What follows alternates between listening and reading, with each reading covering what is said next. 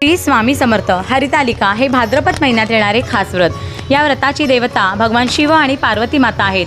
दृढ निश्चयी आणि स्वाभिमानी पतिव्रता अशा पार्वती मातेची पूजा करून तिच्याजवळ पतीला उदंड आयुष्य आणि आरोग्य मागावयाचे असते। स्वतःचे सौभाग्य अखंड राखण्यासाठी प्रार्थना करायची असते। या दिवशी सर्व भगिनींनी सकाळी अभ्यंग स्नान करून उपवास करावा। नंतर चौरंग मांडून त्यावर नदीतील वाळू आणून 3 शिवलिंग तयार करून मांडावीत। नंतर यज्ञविधी ग्रंथाप्रमाणे त्यांची षोडशोपचारी पूजा करावी। पूजा करत असताना उमा महेश्वर देवताभ्यो नमः हा मंत्र म्हणावा आणि संपूर्ण पूजा हरितालिका ग्रंथाप्रमाणे करावी।